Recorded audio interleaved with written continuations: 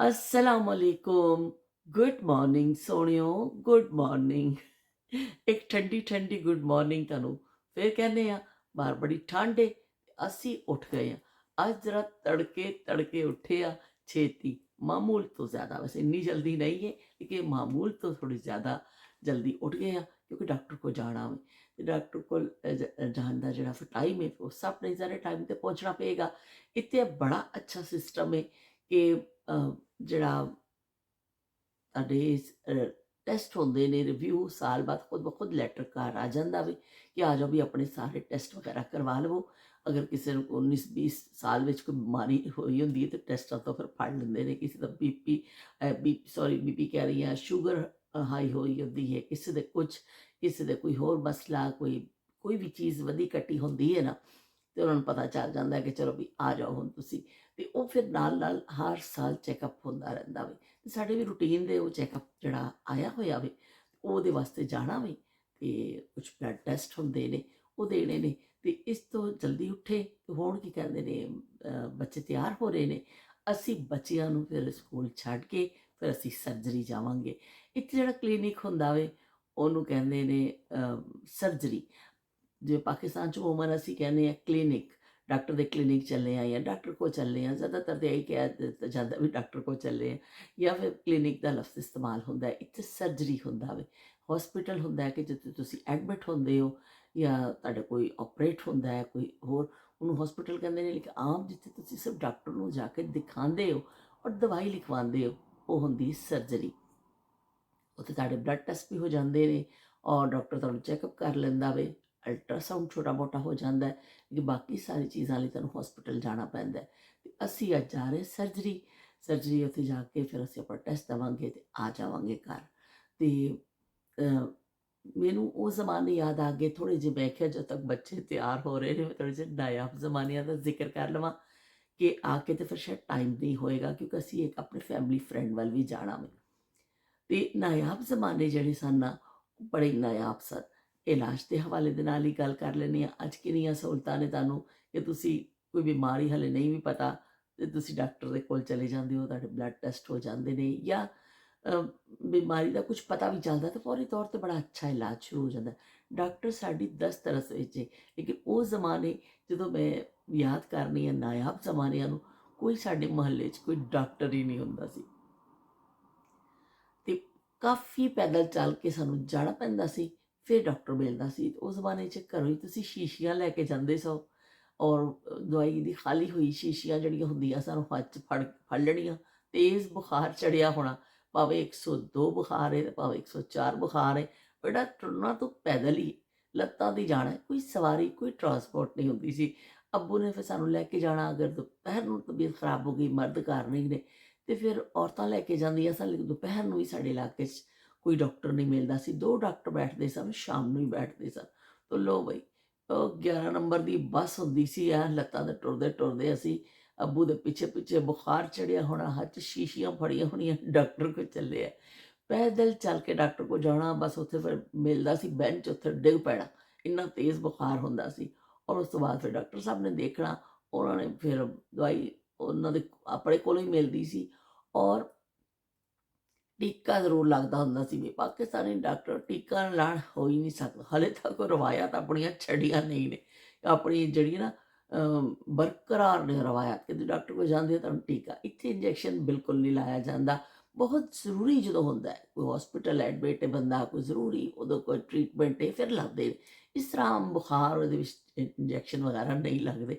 ਹੁਣ ਨਰਸ ਹੋ ਗਏ ਇੱਥੇ ਆਏ ਹੋਏ ਨੂੰ, ਇੱਥੇ ਕੋਈ ਇੰਜੈਕਸ਼ਨ ਤੁਹਾਨੂੰ ਨਹੀਂ ਲੱਗਦਾ, ਸਿਵਾਏ ਫਲੂ ਵੈਕਸੀਨ ਜਾਂ ਕਰੋਨਾ ਵੈਕਸੀਨ ਦੇ ਸਾਨੂੰ ਜਿਹੜੇ ਲੱਗੇ ਨੇ, ਉਸ ਤੋਂ ਇਲਾਵਾ ਨਹੀਂ। ਉਹ ਜ਼ਮਾਨੇ ਮੈਨੂੰ ਯਾਦ ਆਉਂਦੇ ਨੇ ਕਿ ਪੈਦਲ ਟੁਰਦੇ ਜਾਣਾ ਅੱਬੂ ਦੇ ਨਾਲ, ਪੈਦਲ ਆਉਣਾ। ਕੋਈ ਇਲਾਜ ਦੀ ਸਾਨੂੰ ਸਹੂਲਤ ਸਾਡੇ ਇਲਾਕੇ 'ਚ ਦਸਤਿਆਬ ਨਹੀਂ ਸੀ ਬਿਲਕੁਲ। ਡਾਕਟਰ ਜਿਹੜਾ ਦੂਰ ਸੀ, ਔਰ ਕੋਈ ਐਸਾ ਨਹੀਂ ਸੀ। ਅਗਰ ਕਿਸੇ ਨੂੰ ਸਿਰ ਪੀੜ ਹੋ ਜਾਣੀ ਹੈ, ਕਿਸੇ ਨੂੰ ਢਿੱਡ ਪੀੜ ਹੁੰਦੀ ਸੀ, ਔਰਤਾਂ ਆਪਸ ਹੀ, ਜਿਹਦੀ ਸਿਰ ਪੀੜ ਹੁੰਦੀ ਸੀ ਉਹ ਵਿਚਾਰੀਆਂ ਦੁਪੱਟੇ ਬੰਨ੍ਹ ਲੈਂਦੀਆਂ ਸਨ, ਸਾਡੀਆਂ ਮਾਵਾਂ। ਅਸੀਂ ਖੁਦ ਵੀ ਬਾਜ਼ ਦਫਾ, ਮੇਰੀ ਫੁੱਫੋ ਦੀ ਬੇਟੀਆਂ ਜਾਂ ਮੁਹੱਲੇ 'ਚ ਕੋਈ ਵੀ ਔਰਤ ਕਿਸੇ ਵੱਲ ਜਾਣਾ, ਕਹਿਣਾ ਅੱਜ ਸਿਰ ਬੜਾ ਪੈ ਦੁਖਦਾ ਵੇ, ਤੇ ਉਹ ਗੋਲੀਆਂ ਵਗੈਰਾ ਇੰਨੀਆਂ ਚੀਜ਼ਾਂ ਦਸਤਿਆਬ ਨਹੀਂ ਹੁੰਦੀਆਂ ਸਨ। ਉਹ ਵਿਚਾਰੀਆਂ ਔਰਤਾਂ ਦੁਪੱਟਾ ਲੈ ਕੇ ਖਿੱਚ ਕੇ ਨਾ ਬੰਨ੍ਹ ਲੈਂਦੀਆਂ ਸਨ ਸਿਰ 'ਤੇ। ਤੇ ਉਹ ਫਿਰ ਥੋੜ੍ਹਾ ਜਿਹਾ ਉਹਨਾਂ ਨੂੰ ਆਰਾਮ ਆ ਜਾਂਦਾ ਸੀ। ਮੈਂ ਵੀ ਹਾਲੇ ਤੱਕ ਕਦੀ-ਕਦੀ ਕਰ ਲੈਂਦੀ ਹਾਂ ਕਿ ਕਦੀ ਮੇਰੇ ਸਿਰ 'ਚ ਬਹੁਤ ਜ਼ਿਆਦਾ ਦਰਦ ਹੋਵੇ ਤੇ ਆਪਣਾ ਦੇਸੀ ਟੋਟਕਾ ਇਸਤੇਮਾਲ ਕਰੀਦਾ ਵੇ।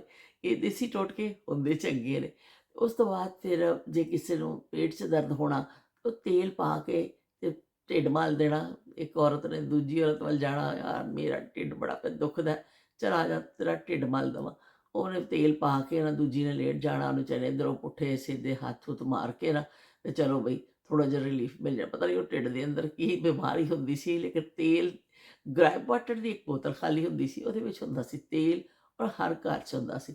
ਔਰ ਜੇ ਇਹਨੂੰ ਫਿਰ ਬੱਚੇ ਨੂੰ ਦਰਦ ਹੋ ਗਿਆ, ਆ ਜਾਓ ਢਿੱਡ ਮਲ ਦਿਓ। ਉਹ ਢਿੱਡ ਮਲਣਾ ਜਿਹੜਾ ਨਾ ਬੜਾ ਇੱਕ ਸਮਝੋ ਆਈਟਮ ਸੌਂਗ ਵਾਂਗਰ ਹੁੰਦਾ ਸੀ। ਜਦੋਂ ਕੋਈ ਬਿਮਾਰ ਹੈ ਉਹਨੂੰ ਉਹ ਹੋ ਜਾਂਦਾ ਸੀ। ਔਰ ਉਸ ਤੋਂ ਇਲਾਵਾ ਫਿਰ ਬੱਚਿਆਂ ਨੂੰ ਜਿਹੜੇ ਟੌਨਸਿਲਸ ਹੋ ਜਾਂਦੇ ਸਨ, ਮੈਨੂੰ ਅਕਸਰ ਹੋ ਜਾਂਦੇ ਸਨ ਕਿ ਖਾਲੀ ਪੇਟ ਇੱਥੋਂ ਮਲਿਆ ਜਾਂਦਾ ਸੀ। ਸਾਡੀ ਫੁੱਫੋ ਅੱਲਾ ਜਦ ਨਸੀਬ ਕਰੇ ਸੁਬਾਹ ਜਦੋਂ ਉੱਠ ਕੇ ਮੈਂ ਕਹਿਣਾ ਅੱਬੂ ਨੂੰ, ਅੱਬੂ ਕਹਿਣਾ ਜਾਓ ਫੁੱਫੋ ਕੋ ਮਿਲਾ ਕੇ ਆ ਜਾਓ। ਫੁੱਫੋ ਕੋ ਜਾਣਾ, ਫੁੱਫੋ ਨੇ ਸਰੋਂ ਦਾ ਤੇਲ ਲੈ ਕੇ ਇਹ ਜਗ੍ਹਾ, ਇਹ ਏਰੀਆਜ਼ ਜਿਹੜੇ ਕੰਨ ਦੇ ਕੋਲ ਇਸ ਤਰ੍ਹਾਂ ਕਰਕੇ ਮਲਣੇ। ਜ਼ੋਰ ਜ਼ੋਰ ਦੀ ਦਰਦ ਵੀ ਸਾਨੂੰ ਹੋਣਾ, ਉੱਥੇ ਟੌਨਸਲ ਜਿਹੜੇ ਨੇ ਮੋਟੇ ਹੋਏ ਹੁੰਦੇ ਸਨ, ਪਰ ਅਸੀਂ ਵੀ ਤਾਂ ਬਾਜ਼ ਨਹੀਂ ਆਉਂਦੇ ਸਨ।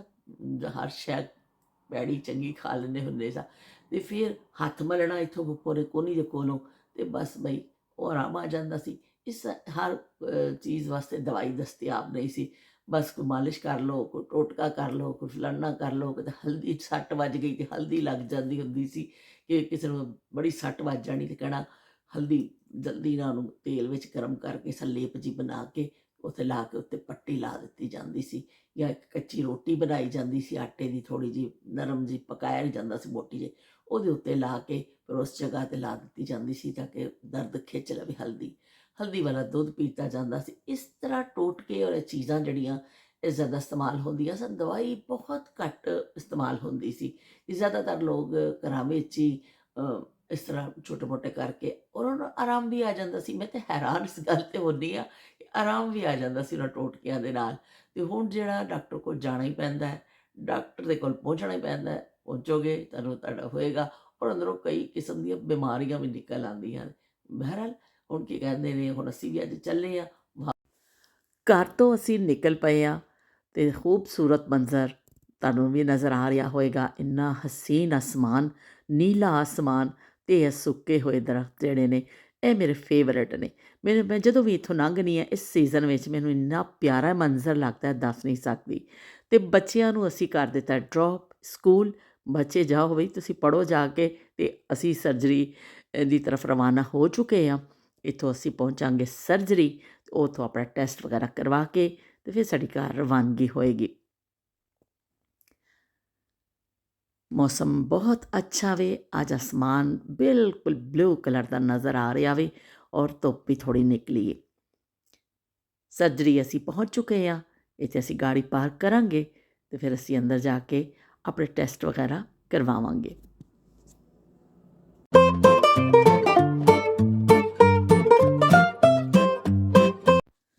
ਨਾਸ਼ਤੇ ਤੋਂ ਫਾਰਿਗ ਹੋ ਕੇ ਅਸੀਂ ਹੁਮਾ ਦੇ ਘਰ ਪਹੁੰਚ ਚੁੱਕੇ ਹਾਂ।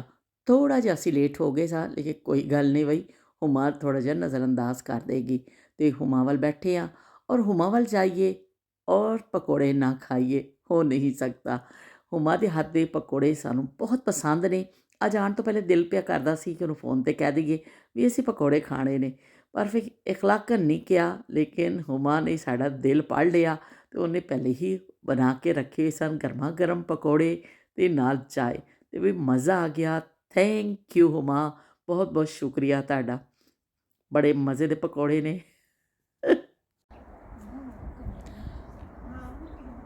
ਹੁਮਾ ਦੇ ਘਰ ਆਏ ਹਾਂ, ਅਸੀਂ ਪਿੱਛੇ ਨਿਕਲ ਆਏ ਹਾਂ ਜਗ੍ਹਾ ਦੇਖਣ ਵਾਸਤੇ। ਇਹ ਤਰ੍ਹਾਂ ਮੈਨੂੰ ਇੰਨਾ ਅੱਛਾ ਲੱਗਿਆ, ਇੰਨਾ ਦਰਖਤ ਇੰਨਾ ਅੱਛਾ ਹੈ ਕਿ ਸਰਦੀਆਂ ਦੀ ਵਜ੍ਹਾ ਦੇ ਨਾਲ ਹੁਣ ਪੱਤੇ ਉੱਤੇ 'ਤੇ ਝੜ ਗਏ ਨੇ, ਲੇਕਿਨ ਇਹਦਾ ਡਿਜ਼ਾਈਨ, ਇਹਦੀ ਲੱਕੜੀ ਦੀ ਕੱਟ, ਆਪਣੇ ਜਿਹੜੇ ਕਰਵ ਨੇ ਨਾ ਉਹ ਬੜੇ ਜ਼ਬਰਦਸਤ ਲੱਗ ਰਹੇ ਨੇ। ਇਹ ਕਿਆਰੀਆਂ ਨੇ, ਕਿਆਰੀਆਂ ਵਿੱਚ ਹੁਮਾ ਲਾਏਗੀ ਸਬਜ਼ੀਆਂ। ਹੁਮਾ ਨੇ ਦੱਸਿਆ ਕਿ ਅਸੀਂ ਇਸ ਸਾਲ ਸਬਜ਼ੀਆਂ ਵੀ ਲਾਈਆਂ ਇੱਥੇ, ਲਸਣ ਲਾਇਆ, ਪੁਦੀਨਾ ਲਾਇਆ, ਬੜੀਆਂ ਚੀਜ਼ਾਂ ਲਾਈਆਂ ਅਤੇ ਬੜੀ ਅੱਛੀ ਖੁੱਲ੍ਹੀ ਜਗ੍ਹਾ ਵੇ। ਔਰ ਪਿੱਛੇ ਜਿਹੜਾ ਨਜ਼ਰ ਆ ਰਿਹਾ, ਦੇਖੋ ਦਰਖਤ ਕਿੰਨੇ ਅੱਛੇ ਨਜ਼ਰ ਆ ਰਹੇ ਨੇ। ਔਰ ਪਿੱਛੇ ਜਿਹੜਾ ਮੈਂ ਅੱਗੇ ਨਹੀਂ ਜਾ ਰਹੀ ਹਾਂ, ਇਹ ਜਿਹੜਾ ਮੈਂ ਤੁਹਾਨੂੰ ਜ਼ੂਮ ਕਰਕੇ ਦਿਖਾਉਂਦੀ ਹਾਂ, ਕਬਰਸਤਾਨ ਹੈ। ਬਹੁਤ ਪੁਰਾਣਾ ਕਬਰਸਤਾਨ ਹੈ ਇਹ ਕਬਰਾਂ ਨਜ਼ਰ ਆ ਰਹੀਆਂ ਨੇ। ਅੱਜ ਧੁੱਪ ਛਾਂ ਦਾ ਬੜਾ ਚੱਲ ਰਿਹਾ ਵੇ। ਸੁਬਾਹ ਜਦੋਂ ਅਸੀਂ ਡਾਕਟਰ ਕੋ ਗਏ ਉਦੋਂ ਵੀ ਧੁੱਪ ਥੋੜ੍ਹੀ ਦੇਰ ਨਿਕਲੀ ਸੀ, ਫਿਰ ਬੱਦਲ ਹੋ ਗਏ ਸਨ ਔਰ ਹੁਣ ਫਿਰ ਜਿਹੜਾ ਦੁਬਾਰਾ ਧੁੱਪ ਨਿਕਲ ਆਈ ਹੈ। ਹਸੀਨ ਮੰਜ਼ਰ। ਹੁਮਾ ਦੇ ਘਰ ਤੋਂ ਅਸੀਂ ਆ ਗਏ ਹਾਂ। ਮੌਸਮ ਬੜਾ ਜ਼ਬਰਦਸਤ ਹੈ, ਖੂਬਸੂਰਤ ਮੌਸਮ ਤੇ ਖੂਬਸੂਰਤ ਨਜ਼ਾਰੇ ਤੇ ਇੰਨਾ ਪਿਆਰਾ ਪਿਆ ਲੱਗਦਾ ਮੰਜ਼ਰ, ਬਹੁਤ ਹੀ ਅੱਛਾ। ਤੇ ਯੂਕੇ ਵੈਦਰ ਜਿਹੜਾ ਵੇ ਦੇਖ ਲਓ ਬਈ, ਠੰਡੀ ਠੰਡੀ ਹਵਾ ਵੇ ਤੇ ਨਾਲ ਨਿਕਲਿਆ ਸੂਰਜ ਵੀ ਅੱਜ, ਤੇ ਨਾਲ ਬੜਾ ਦੂਰ ਤੱਕ ਅਸਮਾਨ ਨਜ਼ਰ ਆ ਰਿਹਾ ਹੈ। ਤੇ ਮੈਂ ਕਾਫੀ ਦਿਨਾਂ ਬਾਅਦ ਇੱਥੇ ਆਈ ਹਾਂ। ਸਾਡੇ ਘਰ ਦੇ ਸਾਹਮਣੇ ਵੀ ਇਹਨਾਂ ਨੇ ਸਾਰੀ ਝਾੜੀਆਂ ਔਰ ਜਿਹੜਾ ਬਹੁਤ ਜ਼ਿਆਦਾ ਝਾੜ ਝਣਕਾਰ ਸਮਝੋ ਵੱਡੇ ਵੱਡੇ ਪੌਦੇ ਹੋ ਗਏ, ਸਾਨੂੰ ਕਟਿੰਗ ਕਰਕੇ ਨੇ ਤੇ ਕਾਫੀ ਮੈਦਾਨ ਸਾਫ਼ ਪਿਆ ਲੱਗਦਾ ਵੇ। ਤੇ ਚਲੋ ਬਈ ਅਸੀਂ ਆ ਗਏ ਇਸ ਘਰ ਵਿੱਚ। ਇੱਥੋਂ ਕੋ ਥੋੜ੍ਹਾ ਜਿਹਾ ਸਮਾਨ ਲੈਣਾ ਸੀ, ਇੱਕ ਦੋ ਚੀਜ਼ਾਂ, ਤੇ ਅਸੀਂ ਚੱਕਰ ਲਾ ਕੇ ਤੇ ਫਿਰ ਜਾਵਾਂਗੇ ਵਾਪਸ। ਘਰ ਸਾਡੀ ਵਾਪਸੀ ਹੋ ਗਈ ਹੈ। ਅਸੀਂ ਆਂਦੇ ਜਲਦੀ ਜਲਦੀ ਕੱਪੜੇ ਜਿਹੜੇ ਤੋਂ ਮਸ਼ੀਨ ਵਿੱਚ ਪਾ ਕੇ ਬਾਹਰ ਫੋਲ ਦਿੱਤੇ ਨੇ। ਧੁੱਪ ਦਾ ਫਾਇਦਾ ਅਸੀਂ ਚੁੱਕ ਲਿਆ ਵੇ ਕਿ ਬਹੁਤ ਜ਼ਿਆਦਾ ਧੁੱਪ ਨਹੀਂ ਆ ਰਹੀ ਹੈ, ਕਿਉਂਕਿ ਰੁੱਖ ਧੁੱਪ ਦਾ ਐਸਾ ਨਹੀਂ ਹੈ, ਪਰ ਫਿਰ ਵੀ ਚਲੋ ਹਵਾ ਦੇ ਨਾਲ ਕੁਛ ਨਾ ਕੁਛ ਤਾਂ ਸੁੱਕ ਜਾਣਗੇ। ਤੇ ਨਾਲ ਜਲਦੀ ਜਲਦੀ ਅਸੀਂ ਖਾਣਾ ਕੱਢ ਕੇ ਰੱਖ ਲਿਆ ਵੇ। ਬੱਚੇ ਆਉਣ ਵਾਲੇ ਨੇ। ਚਨੇ ਦੀ ਦਾਲ ਹੈ, ਬੱਕਰੇ ਦਾ ਗੋਸ਼ਤ, ਚਿਕਨ ਕੜਾਈ ਨਾਲ ਪੁਲਾਓ, ਇਹ ਸਾਰੀਆਂ ਚੀਜ਼ਾਂ ਜਿਹੜੀਆਂ ਦਾਵਤ ਤੋਂ ਬਚ ਗਈਆਂ ਸਨ ਅੱਜ ਅਸੀਂ ਖਾਵਾਂਗੇ। ਬਸ ਥੋੜ੍ਹੀ ਨਾਲ ਰੋਟੀ ਬਣਾਵਾਂਗੇ ਔਰ 2-4 ਲੈਗ ਪੀਸ ਬਚੇ ਹੋਏ ਸਨ, ਇਹਨੂੰ ਅਸੀਂ ਫਰਾਇਰ ਵਿੱਚ ਕਰ ਲਵਾਂਗੇ। ਤੇ ਬਸ ਫਿਰ ਬੱਚੇ ਆਉਣ ਦਾ ਇੰਤਜ਼ਾਰ ਅਸੀਂ ਕਰਨੇ ਹਾਂ। ਤੇ ਬੱਚੇ ਕਿਸੇ ਵੀ ਲੰਮੇ ਆਉਣ ਵਾਲੇ ਨੇ ਤੇ ਫਿਰ ਅਸੀਂ ਇਹਨੂੰ ਗਰਮ ਕਰਨ ਦਾ ਸਿਲਸਿਲਾ ਸ਼ੁਰੂ ਕਰ ਦੇਵਾਂਗੇ। ਤੇ ਹੁਣ ਬਹੁਤ ਜ਼ਿਆਦਾ ਥਕਾਵਟ ਵੀ ਹੋ ਗਈ ਹੈ। ਸਾਰਾ ਦਿਨ ਅਸੀਂ ਅੱਜ ਬਹੁਤ ਘੁੰਮਣ ਫੇਰੀਆਂ ਸਾਡੇ ਪੈਰਾਂ 'ਚ ਪਈਆਂ ਰਹੀਆਂ ਨੇ। ਪਹਿਲੇ ਡਾਕਟਰ ਕੋਲ ਗਏ, ਫਿਰ ਹੁਮਾ ਦੇ ਘਰ ਗਏ, ਇੱਧਰ ਉੱਧਰ ਕਰਕੇ ਬੜਾ ਵਿਜ਼ਿਟ ਸਾਡਾ ਰਿਹਾ। ਅਤੇ ਹੁਣ ਅਸੀਂ ਘਰ ਆਏ ਹਾਂ ਅਤੇ ਫਿਰ ਤੁਹਾਡੇ ਨਾਲ ਅਸੀਂ ਮਿਲਦੇ ਹਾਂ ਇੱਕ ਨਵੀਂ ਗੱਲ ਦੇ ਨਾਲ, ਨਵੀਂ ਯਾਦ ਦੇ ਨਾਲ। ਉਦੋਂ ਤੱਕ ਦਵੋ ਸਾਨੂੰ ਇਜਾਜ਼ਤ। ਅੱਲਾ ਹਾਫਿਜ਼ ਤੇ ਰੱਬ ਰਾਖਾ। ਅਤੇ ਮੈਂ ਤਾਂ ਖਾਵਾਂਗੀ ਬੱਕਰੇ ਕਾ ਗੋਸ਼ਤ।